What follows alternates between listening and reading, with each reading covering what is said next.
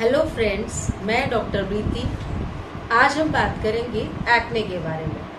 Acne के बारे में जानेंगे कि इसका कोजेस क्या हैं, कितने टाइप्स के होते हैं और लास्ट में फिर हम डिस्कस करेंगे इसके ट्रीटमेंट के बारे में। तो चलिए शुरू करते हैं।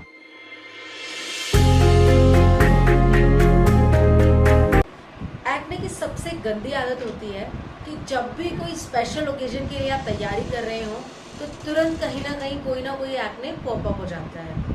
हम में से हर किसी ने ये जो कंडीशन है अपनी लाइफ में कभी ना कभी फेस की होती है। जनरली टीनेजर्स में एक्ने बहुत ज़्यादा आते हैं। टीनेजर्स में अफेक्ट करने वाला एरिया है T zone. Teenagers T zone में ज़्यादा एक्ने आते हैं टीनेजर्स को। एंड जो हमारे एडल्ट्स होते हैं उनको एक्ने आते हैं जॉ लाइन पे या चिन के आसपास। वैसे तो एक्ने आपको कहीं पे भी हो सकते हैं, चीक्स पे हो सकते हैं, आपके नेक पे हो सकते हैं, आपके चेस्ट पे हो सकते हैं, आपके बैक, शोल्डर, आपके हैंड्स, कहीं पे भी आपको एक्ने हो सकते हैं। एक्ने जो है वो बहुत सारे टाइप्स के होते हैं। सबसे पहले हम बात करते हैं नॉन इन्फ्लामेटरी एक्नेस के बारे में। नॉन इन्फ्लामेटरी एक्ने जो होते हैं उनमें से होते हैं ब्लैक हेड्स और वाइट हेड्स। ब्लैक हेड्स और वाइट हेड्स जो है ये जब हमारे पोर्स जो होते हैं, जो हमारे चेहरे पे हमारे पोर्स होते हैं हमारे स्किन में, वो क्लॉग्ड यानी कि बंद हो जाते हैं, रुक जाते हैं, या तो डर्ट या डस्ट की वजह से, या फिर आपके जो पोर्स है वहाँ पे आपका जो सिबेशियस ग्लैंड है उन्होंने बहुत ज़्यादा प्रोडक्शन किया है सीबम का, तो उनके भरने की वजह से आपके जो पोर्स हैं वो ब्लॉक हो जाते हैं। तो उसकी वजह से आपको वाइट हेड या ब्लैक हेड हो सकते हैं। अब बात करते हैं इन्फ्लामेटरी एक्ने के बारे में। इन्फ्लामेटरी एक्ने जो है बहुत टाइप के होते हैं। सबसे पहला इसका स्टेज होता है पैप्यूल्स।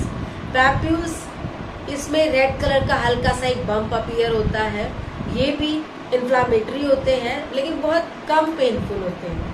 इसका जब सेकंड स्टेज आता है वो आता है पस्ट्यूल्स, यानी कि जैसे आप नाम से ही अंदाजा लगा सकते हैं, इसमें पस की फॉर्मेशन हो जाती है। वो जो रेड कलर का बम्प आपको नजर आ रहा था पैप्यूल्स के टाइम में, वो पस्ट्यूल्स के टाइम में आपको पस का भरा हुआ नजर आने लगेगा, लेकिन उसमें किसी भी तरीके की कोई गांठ वांठ नहीं होती है। ये पैप्यूल से थोड़ा ज्यादा पेनफुल होता है। उसके बाद थर्ड स्टेज आती है नोड्यूल फॉर्मेशन की, यानी कि ये थर्ड टाइप है nodule acne, inflammatory acne. Nodule में क्या होता है कि जब आपका एक्ने जो है वो नोड्यूल फॉर्म कर ले, गांठ जैसा बन जाए, स्किन के डीपर एरिया तक अफेक्ट करने लगे और बहुत ज़्यादा पेनफुल हो, उस टाइप ऑफ एक्ने को कहा जाता है nodular acne. Last but not the least जो एक्ने है वो है सिस्ट, यानी कि स्टबर्न नोड्यूल्स, यानी कि जब आपके नोड्यूलर एक्ने जिद्दी हो जाए, बहुत गहरे गहरे होते चले जाएं और आपको बहुत ज़्यादा परेशान करें, ठीक होने का नाम ना ले, गांठें भी बनती रहे, पेनफुल भी रहे, तो वो जो फॉर्म है वो है सिस्ट एक्ने, यानी कि सिस्टिक लीजन्स। तो ये है बहुत सारे एक्ने के टाइप। अब बात करते हैं एक अलग सा एक्ने जो कि फंगल एक्ने जिसको हम जनरली कहते हैं।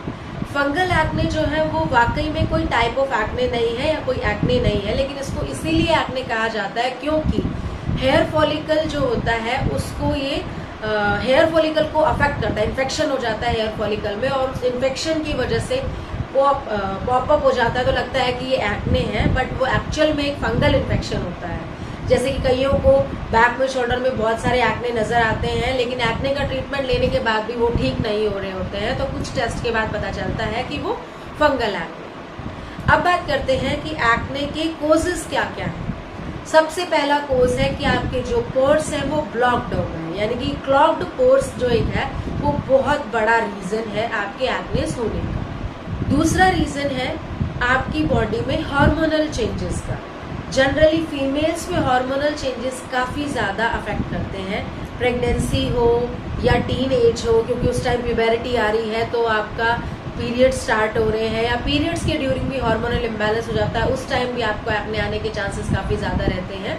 या फिर मीनोपॉज हो रहा हो। ऐसा नहीं है कि मेल्स में हार्मोनल इम्बैलेंस नहीं होते हैं या हार्मोन्स अफेक्ट नहीं करते हैं। जब वो टीन एजर्स में जा रहे होते हैं मेल्स, तो उनमें भी कुछ हार्मोन्स के चेंजेस होते हैं, उनकी आवाज़ें बदलने लगती हैं, तो उसी दौरान उनको एक्ने होने के काफ़ी ज़्यादा चांसेस रहते हैं। उसके बाद है कि आपको मेंटली या इमोशनली किसी तरीके का स्ट्रेस रहा हो। जैसे कि मैंने आपको सबसे पहले बताया था कि जब भी आप किसी फंक्शन के लिए स्पेशली तैयार हो रहे होते हैं, क्योंकि उस टाइम हम बहुत स्ट्रेस ले रहे होते हैं, या तो इमोशनली या तो मेंटली, तो हमें उस स्ट्रेस की वजह से कहीं ना कहीं कोई ना कोई एक्ने पॉपअप हो जाता है। तो ये भी एक रीज़न है एक्ने होने का। उसके अलावा अगर आपकी डाइट अच्छी नहीं है, आप पानी कम पीते हैं, हाई ग्लाइसेमिक इंडेक्स वाले चीज़ें खाते हैं, जैसे कि आप चिप्स खा रहे हैं, शुगरी फूड्स बहुत ज़्यादा खा रहे हैं, आप राइस बहुत ज़्यादा खा रहे हैं, तो उसकी वजह से भी आपको एक्नेस हो सकते हैं। तो ये कुछ चीज़ें हैं जिनको खाने की वजह से आपको एक्नेस हो सकते हैं, या आप पानी कम पीते हैं,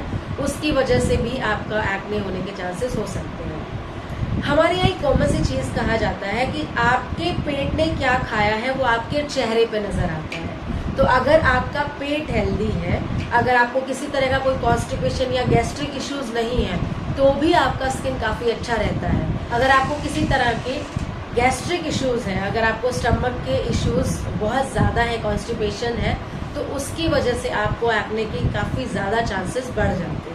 उसके बाद जो रीज़न है वो है आपकी रॉन्ग हैबिट स्किन केयर को लेकर, कि आप रात को मेकअप लगा के सो जाते हैं, अच्छा सनस्क्रीन या सनस्क्रीन इस्तेमाल ही नहीं करते हैं, या आप कोई अच्छा टोनर इस्तेमाल नहीं करते हैं, कुछ भी मिलता है, कोई अच्छे कॉस्मेटिक्स नहीं यूज़ करते हैं, आप कोई भी कहीं से भी कोई भी कॉस्मेटिक उठा के यूज़ कर लेते हैं, तो वो चीज़ें भी आपके पोर्स को ब्लॉक करती हैं और उसकी वजह से आपको स्किन के इश्यूज यानी कि एक्नेस काफ़ी ज़्यादा हो सकते हैं।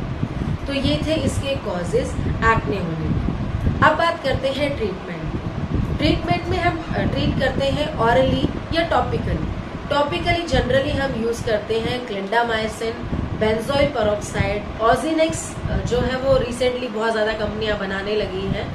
ये काफ़ी पुराना सॉल्ट है, लेकिन अभी रिसेंटली इसकी दवाइयाँ बहुत ज़्यादा आ रही हैं। तो ऑजिनॉक्स साल्ट जो है ये भी काफ़ी अच्छा काम करता है। उसके साथ ही आप म्यूपीवेल या फ्यूजिबिट, प्लेन फ्यूजिडिक एसिड भी आप इस्तेमाल कर सकते हैं एज ए टॉपिकल।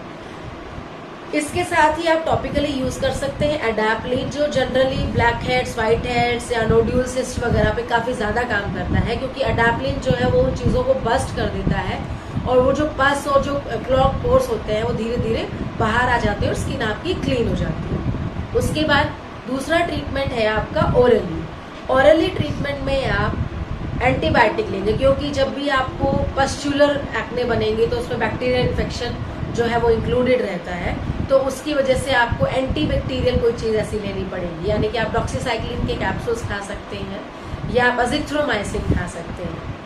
डॉक्सीसाइक्लिन और अजिथ्रोमाइसिन आप अलग अलग लेंगे, यानी कि अगर आप डॉक्सी ले रहे हैं तो अजिथ्रो ना लें, अजिथ्रो ले रहे हैं तो आप डॉक्सी ना लें। उसके साथ ही आप आइसोट्रैटिनोइन कैप्सूल भी इस्तेमाल करेंगे। आइसोट्रैटिनोइन क्या करेगा, आपका जो सीबम का प्रोडक्शन है आपके फेस पे, आपके जो पोर्स को क्लॉग कर रहा है, तो वो सीबम की प्रोडक्शन को घटा देगा। तो ये है इसके कुछ मोड ऑफ ट्रीटमेंट, जिनको आप इस्तेमाल करेंगे तो आपको काफ़ी अच्छे रिजल्ट्स देखने को मिलेंगे। इसके साथ ही आप विटामिन सी टोनर का भी इस्तेमाल करें, ताकि वो आपकी स्किन को हील करने में काफ़ी मदद कर सके। इन सारे ट्रीटमेंट के साथ आप केमिकल पील का भी इस्तेमाल कर सकते हैं, क्योंकि केमिकल पील से क्या होता है, जो आपकी सुपीरियर स्किन होती है, आपकी जो एक्सटर्नल स्किन होती है, जो सबसे बाहर है, जो कि डैमेज हो गई है एक्ने की वजह से, वो पील ऑफ हो जाती है और उसकी वजह से नए स्किन आने लगती है, तो आपकी स्किन को हील होने में काफ़ी ज़्यादा हेल्पफुल होता है केमिकल पील। ये थे एक्ने की कुछ ट्रीटमेंट, मोड ऑफ ट्रीटमेंट। अपना ध्यान रखिए, टेक केयर, बाय बाय, धन्यवाद।